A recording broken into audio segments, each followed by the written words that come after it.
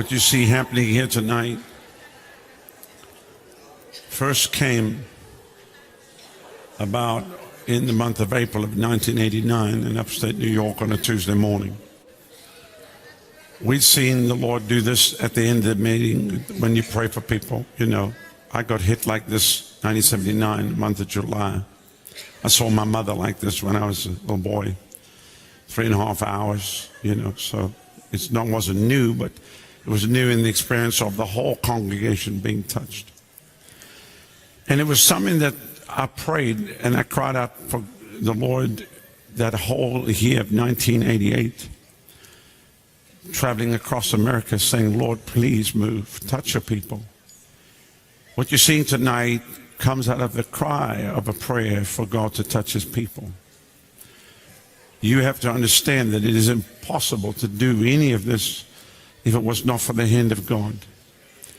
This has been happening since April of '89. If this was something of man, it would have worn off by now. It would be old, it would be boring, but it is just like the very first day when the Lord first poured it out.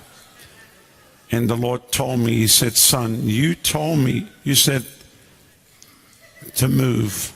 You said move, and I'm moving. Let me touch my people, and that's what he's doing. I know this doesn't make sense to the religious mind, but a lot of things don't make sense to the religious mind. The religious mind will continue to query and continue to wonder what in the world's happening, but it's not our job to even sit and explain to them, because you can't really explain it. It's better felt than told. All I can say is this is that which was spoken by the prophet Joel, that it shall come to pass in the last days, said God, I will pour out my spirit upon all flesh. And your sons and daughters shall prophesy. Hallelujah. This is what happened on the day of Pentecost. And it's still happening in this hour. And it's not for us alone, but for all those out there to be empowered by the Spirit of God. These are not drunken as you suppose. These are not drunken as you suppose. These are not drunken as you suppose. These are not drunken as you suppose. These are not drunken as you suppose. These are not drunken as you suppose. These are not drunken as you suppose. These are not drunken as you suppose.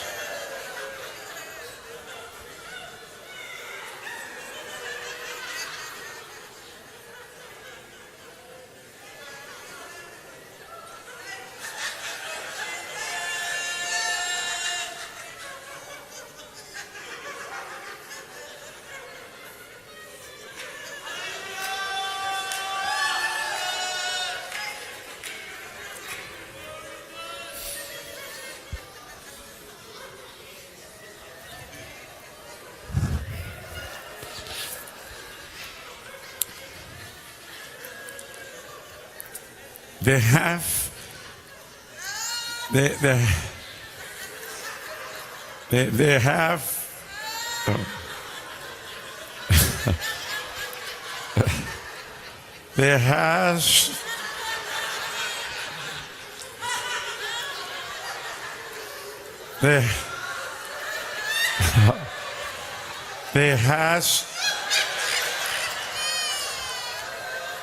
have to be meetings like this. There has to be meetings so that God's people can be empowered. There has to be meetings like this. There has to be. There has to be meetings like this.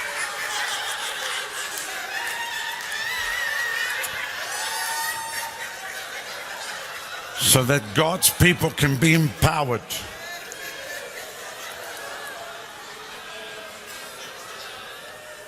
We get empowered by the Word and the Spirit.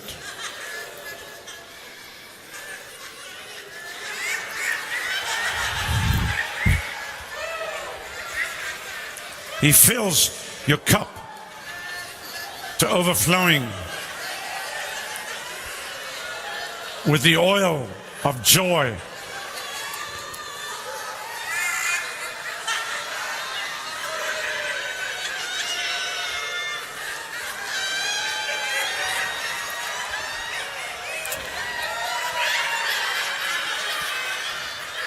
If you don't have a cup, tonight the Lord will even give you a cup.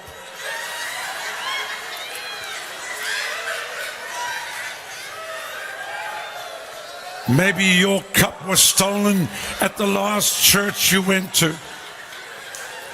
They sold your cup to finance their building project. God will give you a new cup and fill it to the top.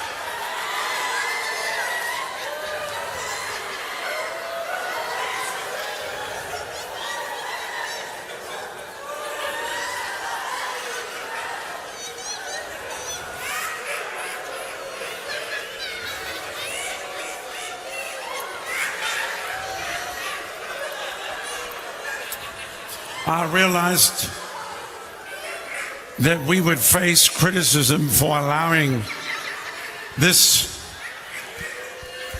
As a minister, you should not allow this to happen.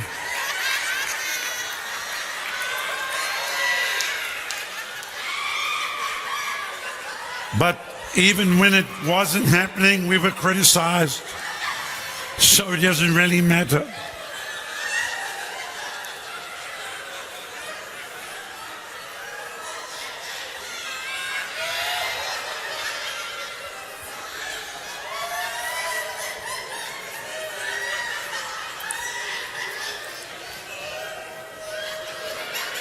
One preacher said, "This is old now. God's moved on." I said, no, these people still need joy. You never move on from joy. Joy is the foundation of the Christian life.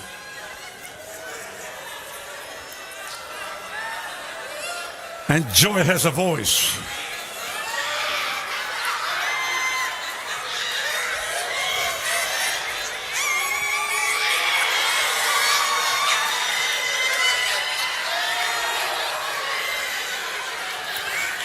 The voice of joy.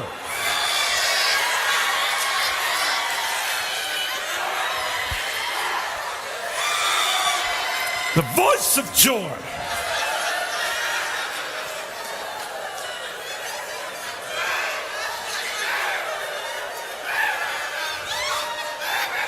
The voice of joy.